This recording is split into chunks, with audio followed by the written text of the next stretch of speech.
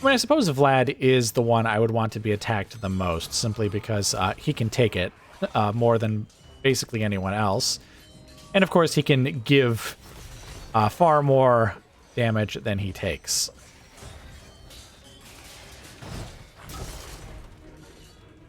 And just like that, I think that, like literally that blow there was what ended the battle, because as you can see, the enemy is crumbling away into nothing.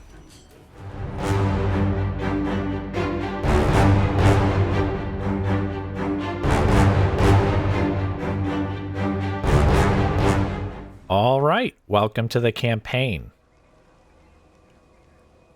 So, as you might have already noticed, this is episode 1, of course, but in my typical fashion, I actually do have also a prologue episode out that's already out, and that one actually talks about many of the details of the campaign and how I fight battles, things like that. So if you have any interest in hearing about that, go ahead and watch that episode first. But right now, we're basically going to kind of just jump right into things without too much explanation. So again, if you want to hear the explanation, go watch the prologue episode. Otherwise, you're in the right place. So let's just go ahead and begin.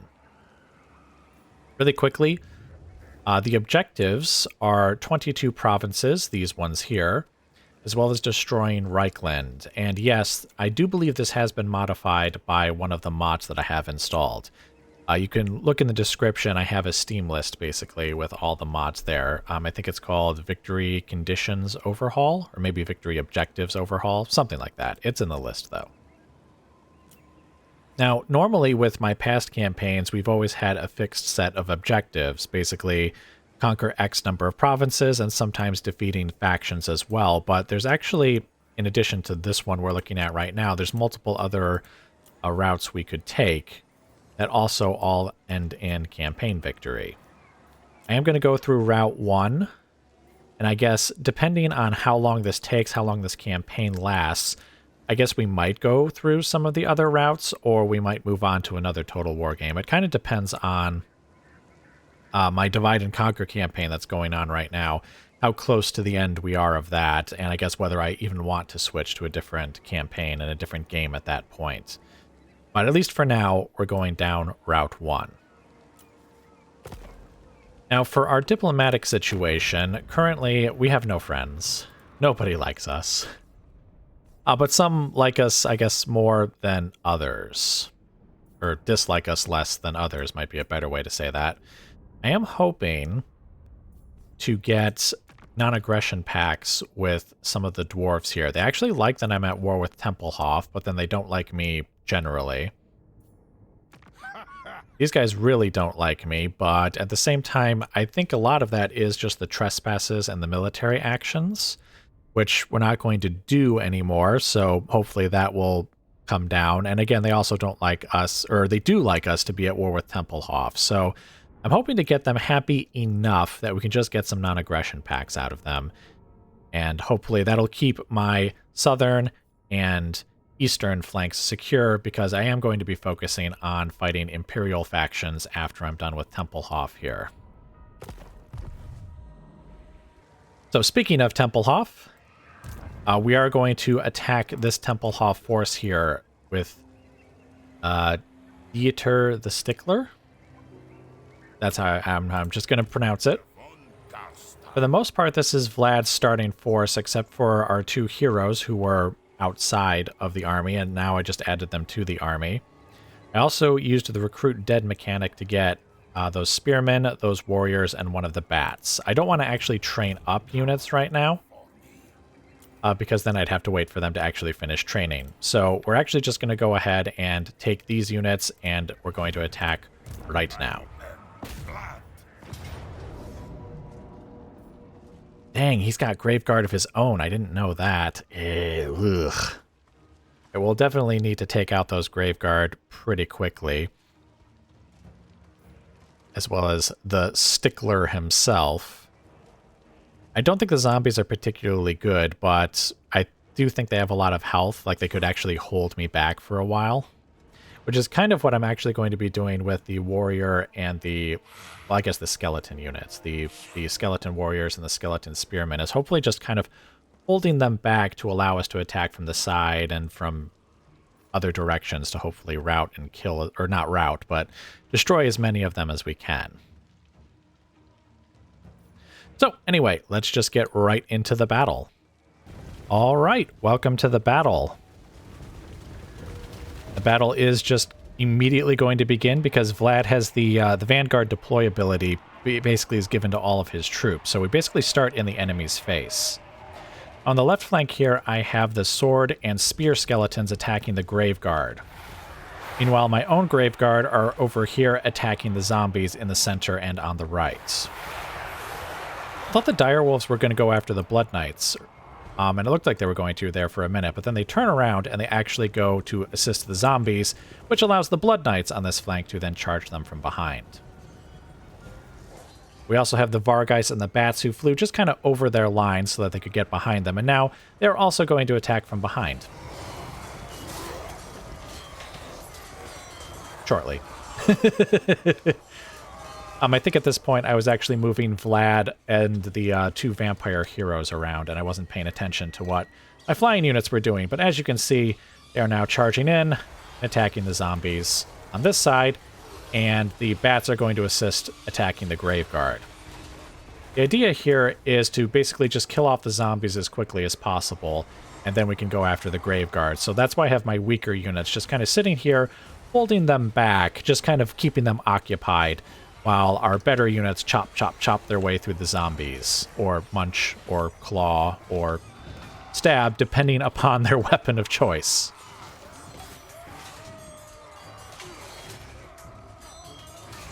I believe this zombie unit is the first to crumble away.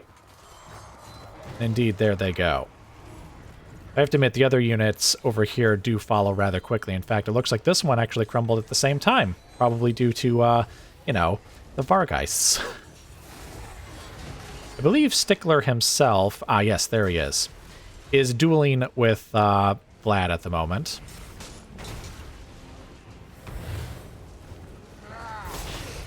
At this point, the flying units take off, and I do have them strike the Grave Guard from behind here in a moment, though I do also have my own Grave Guard shifting over to engage with them. Vlad should defeat Stickler here very, very soon. And actually, we could still watch the battle while we watch them duel as well, so that's convenient. Bats attacking the Grave Guard unit over there, along with the Vargeists, while this Grave Guard unit attacks their opposite numbers from behind. And honestly, the battle is basically over. There's no more fighting going over here except for that zombie unit, which is swiftly crumbling away. Oh, and we missed Stickler being killed by Vlad. Ah! No! Why did I look away at that moment? That's just my luck. All right, but anyway, I will see you guys back on the campaign map. All right, so this is definitely a very different end of battle screen from what I am used to. Obviously, we crushed them in terms of sheer numbers, and I guess, let's see, over here on the left. Okay, all right, yes, so here we can see how many each one killed. Obviously, the Grave Guards really outclassed the zombies, so they killed the most, and I did have them facing them. The skeletons did not do well, but again, I had them facing the enemy's Grave Guard, so I expected them to just be the sort of cannon fodder, taking damage until, you know, better units could come in and basically save them. Everyone did, I guess, more or less as expected. Now, I believe... Okay, yes, I have options here. Oh, right, dark magic is money. I was like, what the heck is dark magic for? It's money. Money. I don't think I need replenishment right now, and I don't care much for the experience right now either. Let's take magic. Oh, that's right. We had a little mission to do as well, so that has given us some money. Yes, I already knew that. Thank you. Let's see. If anyone has left Eschen wide open to attack, strike now. Blah, blah, right-click an enemy. Oh, so I could get even more money plus this potion of strength to if I attack Eschen. Okay. Well, I mean, that was basically my next objective anyway, and in fact, I think there's no reason to delay until the next turn anyways, so let's just go ahead and attack immediately. Oof. They have a lot more units this time, but I think no grave guards or anything, so the quality is rather low here. So anyway, let's just get right into the battle for this one as well. All right, welcome to the battle.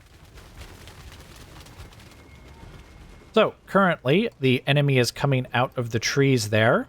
I've actually sent my bats and my Vargeis over to eliminate their bats, because it's the only flying unit they've got. And it's not like they could stop us from doing it.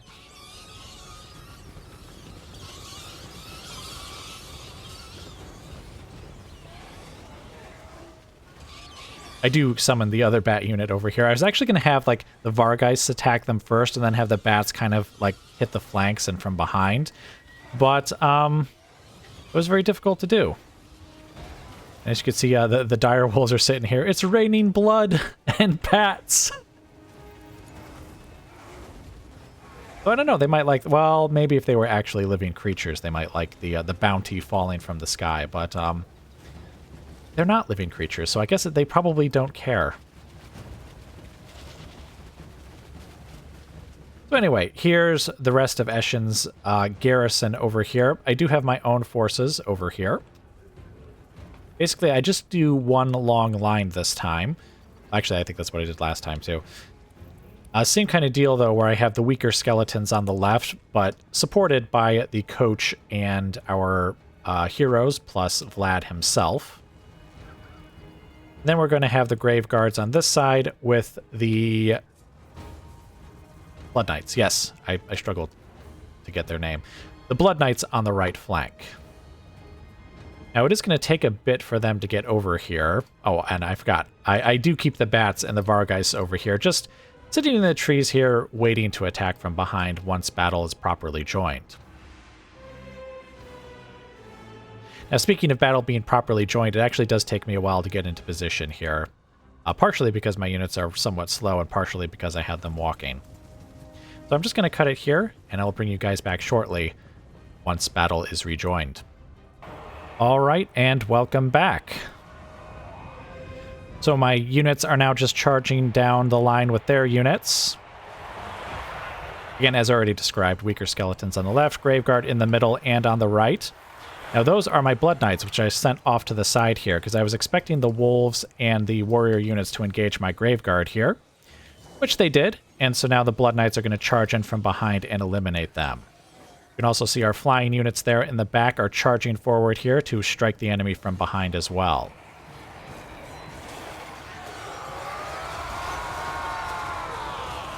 I'm pretty sure that Direwolf unit basically is almost instantly eliminated. You can see the Vargeis attacking from behind over there as well. But something I didn't really realize during the actual battle itself is that this isn't a settlement battle. That's another thing, yet another thing I'll have to get used to when it comes to these later Total War games, or at least Warhammer 3 specifically, where not all settlements are actually settlement battles. I think there's certain conditions you have to meet for that.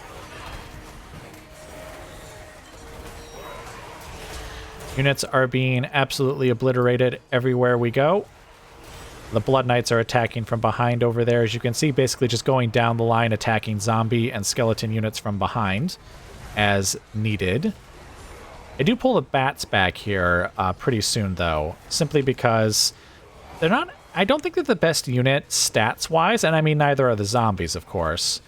But I think they've done their job, basically, of holding the enemy in place here. And I don't want them to get too damaged before the next battle.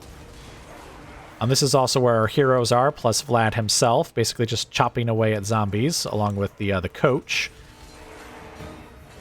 Again, the weaker skeleton units basically holding them in place just so that we can chop them to bits. Though the battle is basically over at this point. As you can see, everyone is dissolving.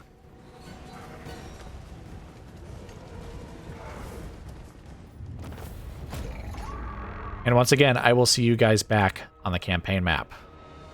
Obviously, that was a significant loss for them. Everyone did well. Bats did well. I mean, even the skeleton units did, well, I guess better than they did before, but they were facing more equitable units this time. In fact, in the case of the Skeleton Warriors, I think they were literally facing a unit just like them.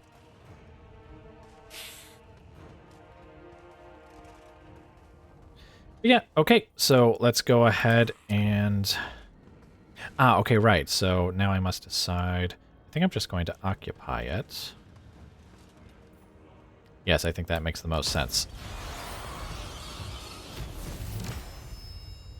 And with that... Oh, yes, the province is secured. Very nice. And I guess there's also a bit of text about the vampires that popped up for some reason. I guess I'll look at that in a bit.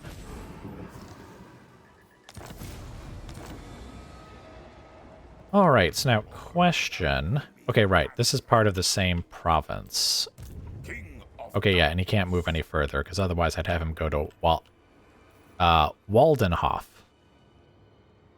Alright, so having done this, basically, I think the idea here is that I'm going to have Vlad go and attack Waldenhof next turn, even though that probably exposes Eschen to attack by Tempelhof, specifically by Kruger over here. But that's fine. In fact, I'm not actually going to build up or really do anything with Eschen, just because I expect them to take it back. But hopefully that'll lure them over to where Vlad is so that he can then just come south and immediately attack Eschen again, eliminate those forces, and then we'll have all three of these settlements here, so we can just head to the west here and attack Tempelhof and Fort Obersteier. And that will actually be the end of Tempelhof at that point. And again, we'll be watching diplomacy to see if we can get non-aggression pacts with the dwarves at a more reasonable price, because I actually didn't mention when I was looking at diplomacy. I think we actually can get... I think it's close enough that we can offer them money. And that actually would allow me to do it right now without having to wait for diplomatic relations to improve. But it's early in the game, and I don't want to spend money if I don't have to.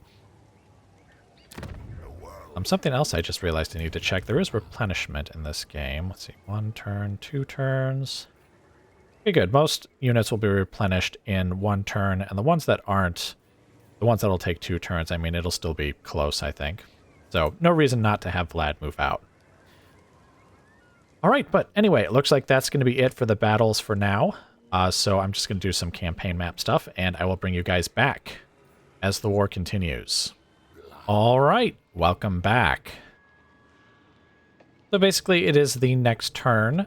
Not much of anything has really changed. Our diplomacy, we are getting slightly better with the dwarves now, because they really don't like Tempelhof, and so they like it when we attack them. So we might be able to get a non-aggression pact with at least some of the dwarves here soon. The sooner the better, as far as I'm concerned. But now it is time for Vlad to leave Eschen and attack Waldenhof. His army is almost the same. Whoops, that's not the army. His army is almost the same as it was, except he now has a couple of direwolf units that we're able to recruit while he was sitting there in Eschen. Also, almost all of his casualties have replenished, so no need to delay. Let's just get right in and attack Waldenhof. Oh, actually, circle. Okay, there we go.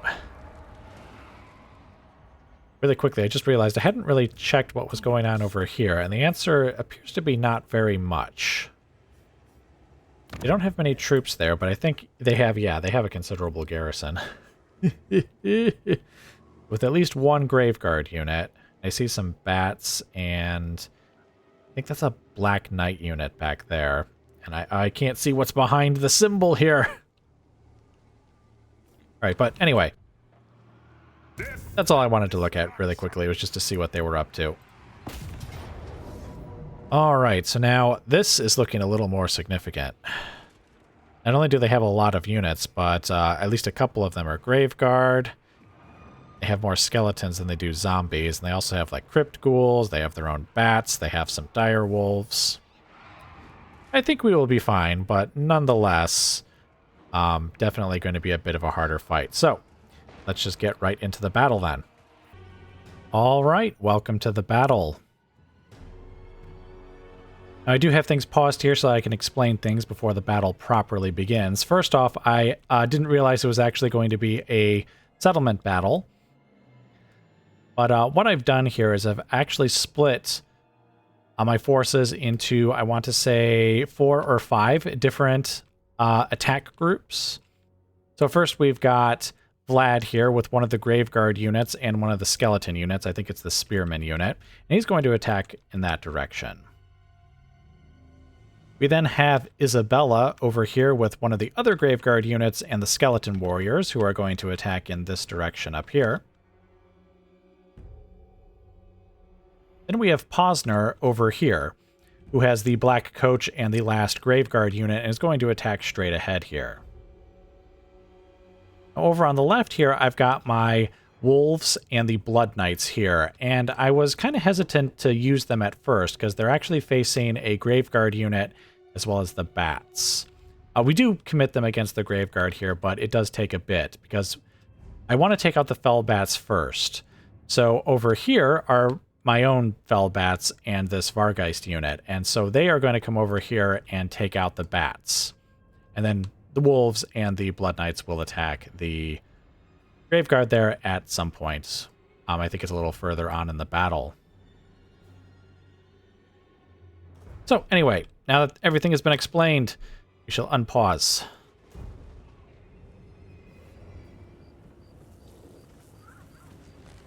The Roan Direwolves sitting over here.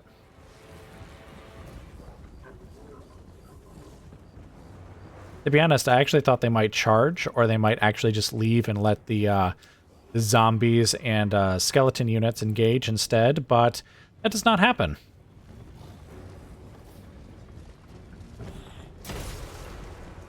Instead, Vlad goes in for the first kill, followed closely by his skeletal warriors.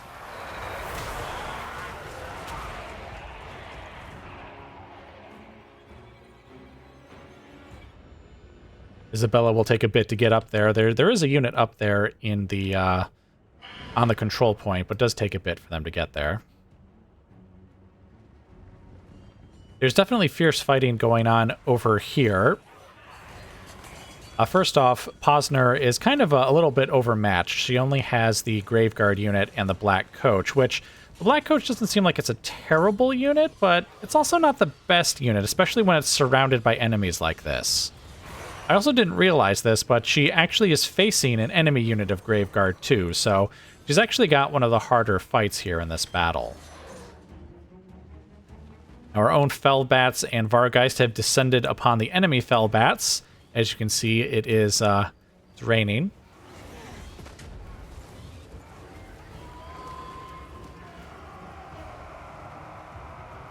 And now over here, the Blood Knights and one of the Dire Wolf units are attacking the Graveguard. Now this unit actually kind of sits here for quite a while doing nothing because I didn't want to commit them as well, and I was thinking I could maybe get them to go around, but I saw this barrier going up and was like, oh, I guess I can't do that. Turns out this isn't actually a barrier. It's like a trap, I guess, that lowers the stats of a unit that passes through it. But yeah, so they could have gone around the whole time, but I don't realize that for a while. And I believe that was the last of the bats falling down there. I believe by now Isabella should have engaged the enemy, and indeed she has. One thing that kind of surprised me during the battle is, as you can see, the control point is actually being taken over by us, even though, like, the enemy still has troops here. I guess we have more troops, so maybe that's why. But this is the only control point we actually end up taking in the battle.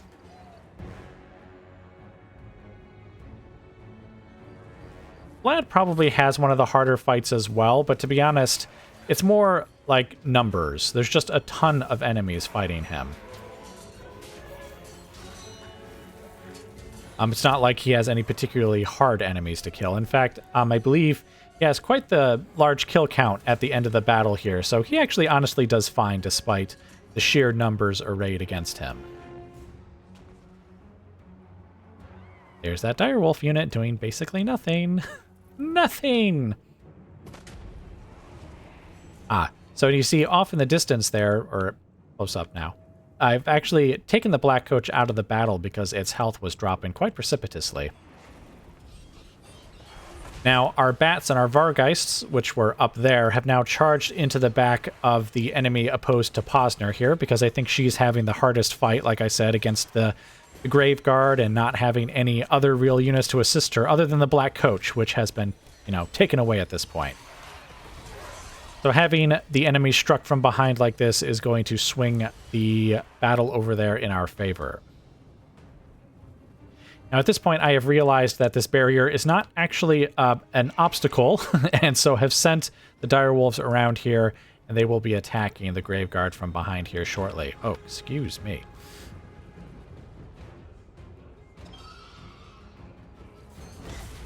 I believe Isabella is about to win her fight over here. The enemy crumbles away.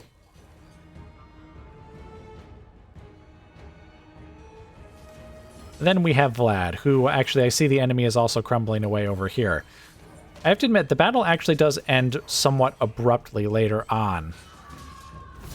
And I'm not sure if it was just, maybe it was due to army losses or something, but I'm wondering when exactly it occurs. Like when I start seeing like just any old unit starting to crumble, even if it's like not engaged with the enemy.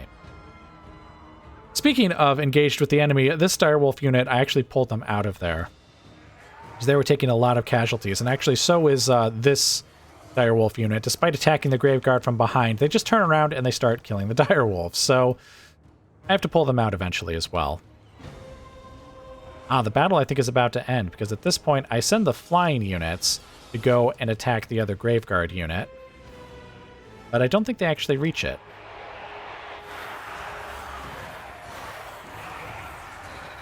There's more and more enemies pouring in to attack Vlad. I mean, I suppose Vlad is the one I would want to be attacked the most, simply because he can take it more than basically anyone else. And of course, he can give far more damage than he takes.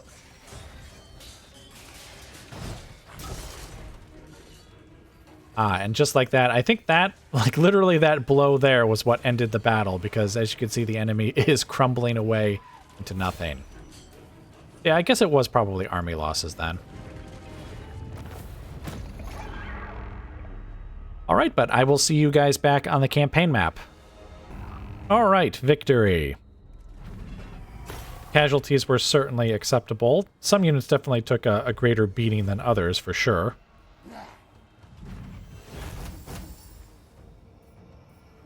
And I guess everyone who I expected to do tons of damage to the enemy also did. The Graveguard, well, except for this unit, but I don't think they did as much fighting. Vlad absolutely slaughtered his way through the enemy, as did Isabella and Posner.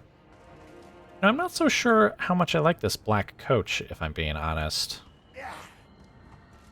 I definitely think I think it is kind of more of a support unit, I suppose, in the sense that you have another unit actually engage the enemy fully, and then the Black Coach kind of assists them and kind of gets in there to slaughter them. All right, but anyway, let's go ahead and we're just going to occupy it again, I think. Yes. Yes, we shall.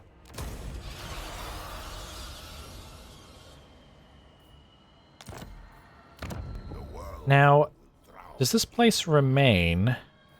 I was wondering if this place would actually still have the settlement, I suppose. A settlement battle if it were to be attacked by an enemy, but it looks like it doesn't. I wonder if it had that building and me taking the settlement kind of like lowers it, I guess. All right, but anyway, I guess regardless. I mean, because I noticed that the garrison is also not exactly the same garrison as they had before. There's no grave guards or anything. So, I mean, I guess it's somewhat close.